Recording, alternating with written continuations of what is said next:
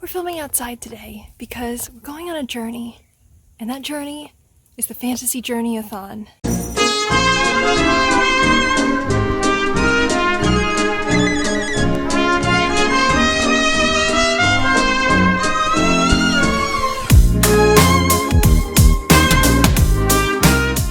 We're doing a readathon.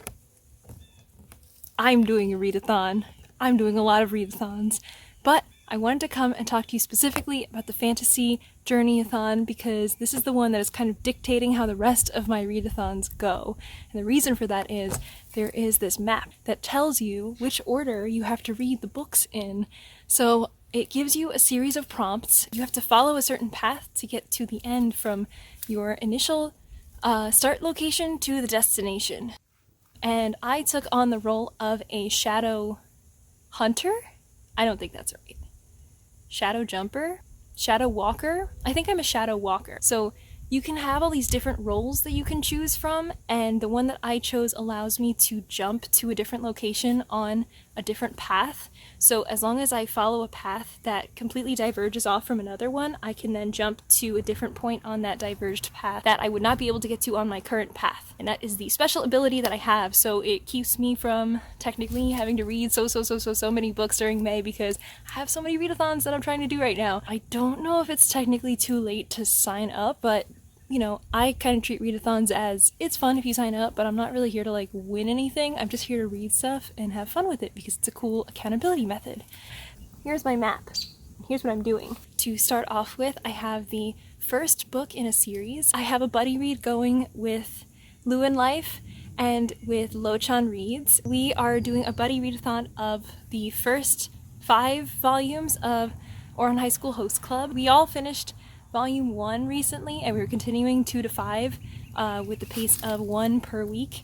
So that first volume already completes my first challenge for the Fantasy Journeyathon, and then the second challenge that I am taking is to read a book that is short, so less than 250 pages. And for this, I happen to just sort of start reading a Hercule Poirot short story that I found on Hoopla for their free borrows during this time of uncertainty. So they made a whole bunch of books available for free that don't use up any of your monthly borrows. And so I read The Mystery at the Hunter's Lodge. It was very short. It was, I think it says it's 100 pages on Goodreads, but it was like honestly 20 minutes, like a 20-minute read through the audiobook. I think the next prompt was to pick a book from your favorite genre, and so for that, my favorite genre is sci-fi, so I chose The City in the Middle of the Night, which I've been meaning to get to, and I just finished it, and honestly, it's not really sci-fi, so I feel a little bit disappointed with that. I feel very disappointed with that. I will have a review coming soon. The next point on the path that I'm taking tells you to read a book with a blue spine. I decided to pick up Machines Like Me, which does have a blue spine, so that way I could kind of get that sci-fi kick in there that I was craving. After this book with the blue spine, I will be jumping over to Mardinia, a book by a male author. I originally picked The Giver because I've never read it, and then I checked and I was like, The Giver's by a woman. I'm a feminist, I promise. I switched over and I read Range, and that's like a nonfiction book about how specializing isn't always the best and having general knowledge is actually more important in certain scenarios. And then Mount Pedros, I read The Ghost Map, which is a book that my friend lent me back in high school, so that's like almost a decade ago, and I never read it, so I finally read it, and it has a map in it. The Ghost Map. Next was Maru, which is a book that features a monster, and for this I read the Southern Book Club's Guide to Slaying Vampires, and then Trillin is supposed to be royalty, and for this I picked Crier's War, which I have not read yet, and lastly Nialis. So this is supposed to be the 5-star read. I'm not sure what I want to do for this yet, but I'm pretty sure 3 Body Problem is going to be a 5-star read for me. I did take a few breaks while doing this, like side quests kind of, and read a few other books that I was interested in, but I didn't jump around, which is good because that's pretty much the only requirement, that you read it in order and you don't read this, and then read this, and then read this, and then read that, but you just follow the path. So I'm still doing it. It's fine. That's what I'm reading for the Fantasy Journeyathon.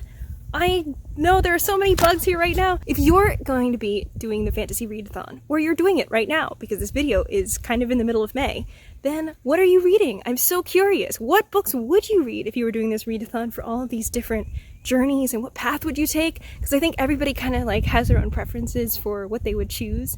And if you have any, oh my god, there's a bug in my shirt. There's a bug. Why did I do this? Why did I do this? I am going to now illustrate reading on this Journeyathon path to you with a cool thing, even though I just explained it, but I thought it would be fun and I already filmed it, so I'm doing it. Bye!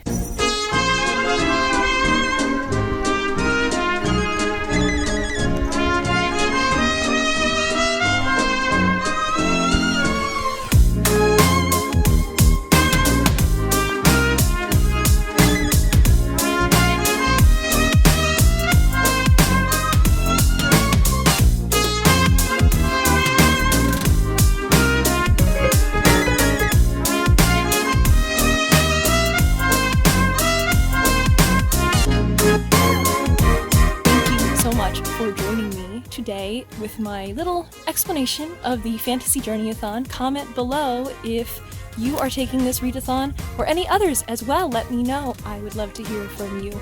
Okay, thank you so much. This has been Let Me in the Library. I'm Rachel. I'll see you next time.